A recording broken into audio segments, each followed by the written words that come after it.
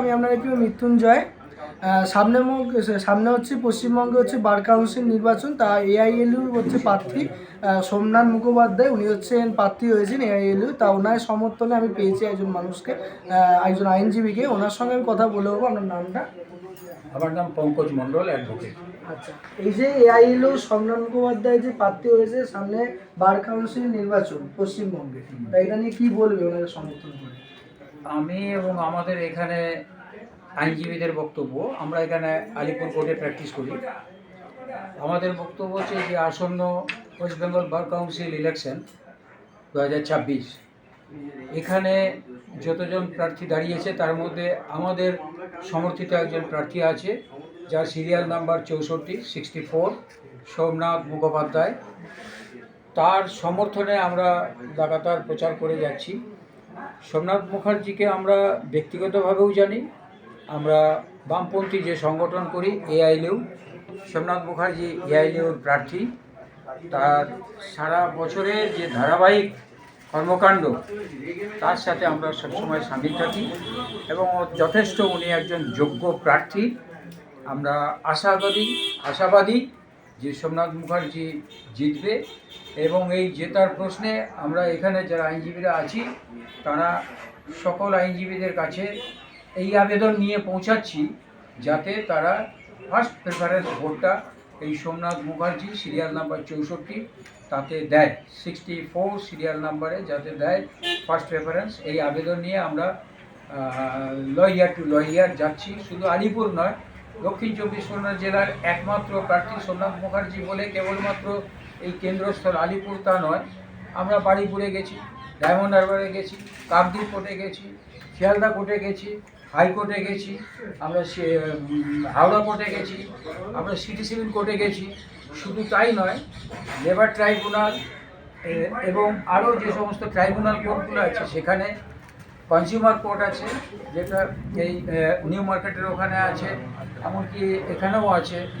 সর্বত্রে executive magistrate কোর্টে যে সমস্ত লয়াররা আইনজীবীরা বেশি করে প্র্যাকটিস করেন, তাদের কাছে আমরা এই আবেদন নিয়ে গেছি। আমাদের মূল বক্তব্য হচ্ছে এই যে bar council, West Bengal bar council একটা দুর্নীতির আখড়া, এটাকে আমরা ভেঙে চুরমার করতে চাই।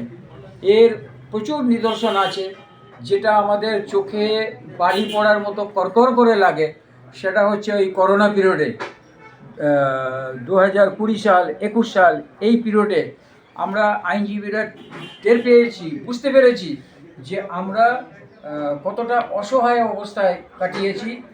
আর তাদের সাথে আমরা কম্পেয়ার করছিলাম যে যারা নাকি খেটে খাওয়া মানুষ, যারা সার্ভিস হোল্ডার নয়, কায়িক পরিশ্রম করে যাদেরকে কাজ করতে হয়, তাদের সাথে আমাদের কোনো তফাৎ নেই। তারা কোদাল চালায়, আমরা কলম চালাই।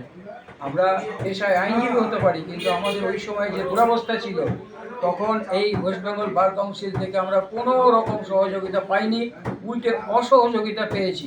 এদিকে বলা হচ্ছে হ্যাঁ আমরা দেখবো ইত্যাদি, সেখানে আমাদের দফায় মেমোরান্ডাম দেওয়া হচ্ছে, বলা হচ্ছে, মিথ্যে ফলস আমাদেরকে অ্যাসুরেন্স দিয়ে গিয়েছিল। এই যে দুর্নীতির আখড়া আমরা ওখানে জানতে পেরেছি, ওখানে 20-22 কোটি টাকা মজুদ ছিল, করেনি। পেটুয়া কিছু লোকজন ছেলেপুলেদেরকে দিয়েছিল, এটা আমরা শুনেছি। তাদেরকে দিয়েছে, কি করেছে বিস্তারিত আমরা জানি না। আর এই যে সোমনাথ মুখার্জি যাকে প্রার্থী করা হয়েছে দক্ষিণ 24 পরগনার একমাত্র প্রার্থী, কিছু আমাদের দাবি দাবা আছে। প্রথমেই বললাম, ওই দুর্নীতির আখড়াটাকে ভেঙে চুরমার করে দিতে হবে। আমাদের কিছু এখানে ইশতেহার ধরনের কিছু কর্মসূচি আছে, অর্থাৎ কিছু এজেন্ডা, কিছু যেগুলোর ভিত্তি করে আমরা প্রপাগান্ডা করব, health insurance, mediclaim irrespective of all lawyers, এগুলো। তারপরে monthly allowances of ₹5,000 for all junior অ্যাডভোকেটদেরকে 1,000 টাকা করে না কত বলছিল, 1,000 টাকা করে বোধ হয়, 1,000 টাকা করে কিছু জনদেরকে দিয়েছিল। তারপরে নতুন যে সমস্ত জুনিয়র লয়াররা এলো, তাদেরকে বলা হলো যে ব্যাংকে অ্যাকাউন্ট খোলো, তারা খুললো। অবশ্যই নিজের পকেটের টাকা দিয়ে এই অ্যাকাউন্টটা খুলতে হবে, খুলেছে। খোলার পরে দেখা গেলটা কি মাসে মাসে ওই কিছু কিছু করে টাকা ব্যাংকের যা নিয়মাবলী আছে সেই অনুযায়ী তাদের টাকা যা টাকা যে সাপোজ 2000 টাকা যে অ্যাকাউন্ট খুলেছিল তা কিছু কিছু করে টাকা কাটতে কাটতে কাটতে কাটতে কারো 1700 এসে দাঁড়িয়েছে, কারো 16.5 দাঁড়িয়েছে, এই কাউন্টটা করছে। বাট টিল নাও তাদের অ্যাকাউন্টে কোনো টাকা পয়সা যায়নি। এবার আমার আলিপুর কোর্টের সামনে পিএনবি আছে, পাঞ্জাব ন্যাশনাল ব্যাংক, ওখানে ব্যাংকে অ্যাকাউন্ট খুলতে বলেছিল, ওদের ইনস্ট্রাকশন অনুযায়ী অনেক জুনিয়ররা খুলেছে, 1 টাকাও আসেনি। এটা আমরা লক্ষ্য করছি। তো এগুলো আমরা রেগুলার করতে চাই এবং যা কমিটমেন্ট করব সেটা যেন রক্ষা করতে পারে, তার জন্য সোমনাথ মুখার্জি যথেষ্ট যোগ্য প্রার্থী। আর লয়ারদের ওয়েলফেয়ার বেনিফিটস, তারপরে আরও বিষয় আছে, অনেক আইনজীবী, মহিলা আইনজীবী, বিবাহিত মহিলা আইনজীবী, তারা যদি কখনো বিধবা হয়, উইডো হয়, তাহলে তাদের জন্য একটা পেনশনের ব্যবস্থা করা, এই সমস্ত পরিকল্পনাগুলো আছে। এই সমস্ত লক্ষ্য নিয়ে এগিয়ে যাচ্ছে। Medical insurance up to 1 lakh টাকা ফর অল অ্যাডভোকেটস, আরও এরকম একগুচ্ছ প্রস্তাবাবলী আছে। সেগুলো যদি সোমনাথ মুখার্জিকে জেতাতে পারি, আমরা আশাবাদী যে এটা আমরা সাকসেসফুলি করতে পারব।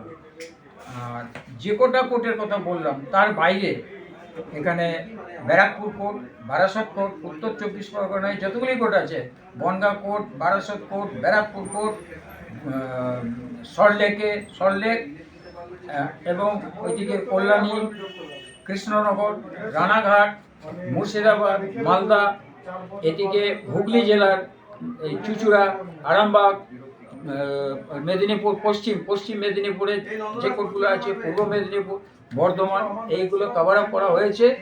এখনও কিছু বাকি আছে প্রভাকাণ্ডার জন্য।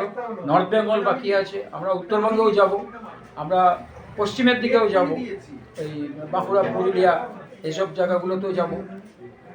এইগুলো দাঁড়িয়ে আছে। আপনারা কি সোমনাথ মুখার্জি জেতাতে চান? অবশ্যই আমরা ওকে প্রথম পছন্দের ভোট দিয়ে, ও সিরিয়াল নাম্বার 64, তাকে ভোট দিয়ে জিতিয়ে আনতে চাই। আমরা সোমনাথ মুখোপাধ্যায়কে জিতিয়ে আনতে চাই।